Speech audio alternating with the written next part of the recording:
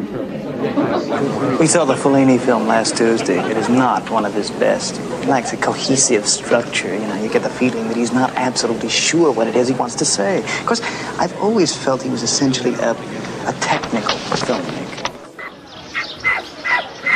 Granted, La Strada was a great film. Great in its use of negative imagery more than anything else. But that central cohesive core, Well, stop that must listening lead to through an artist's work, leading from one to the other. Screaming his opinions in my You ear. understand what I'm talking about? Like all that Juliet of the Spirits or Satyricon. I found it incredibly indulgent. You know, he really is. He's one of the most indulgent filmmakers. He really is. Keyword here and is without getting, let's put it this way. What are you depressed about? Sublimating I missed my technique therapy. I and expression. overslept.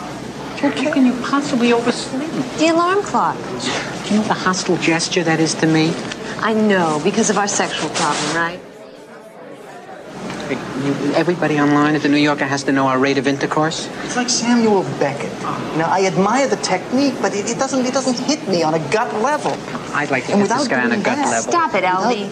He's spitting on my neck. You know, he spits on my neck when he talks. The most important thing of all. And you know something else?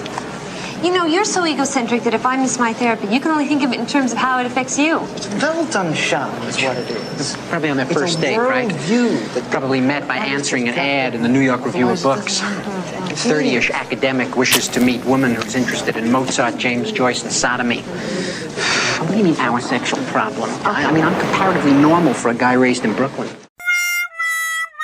Okay, I'm very sorry. My sexual problem. Okay, my sexual problem, huh? I never read that. That was Henry James, right? Novel? You know what the it sequel is? to Turn of the Screw? It's the influence of television.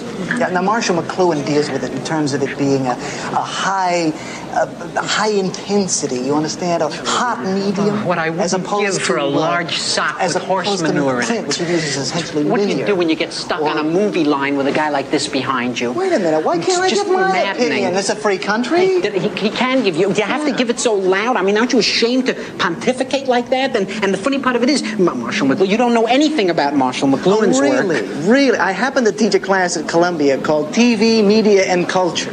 So I think that my insights into Mr. McLuhan, well, have a great deal of validity. Oh, do you? Yeah. Well, that's funny because I happen to have Mr. McLuhan right here. So, there. Let me come over here a second. Oh, Tell him. I heard what you were saying.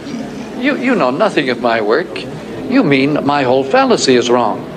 How you ever got to teach a course in anything is totally amazing. Boy, if life were only like this.